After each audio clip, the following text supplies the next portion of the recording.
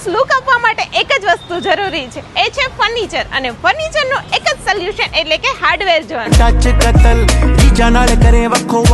લેડીઝને કિચનનો look ખૂબ જ different જોતો હોય છે, તો તમને અહીંયા તમારો મોડ્યુલર કિચન મળી જવાનું છે. તમે તમારી ડિઝાઇન પ્રમાણે કસ્ટમાઇઝ પણ કરાવી શકો છો.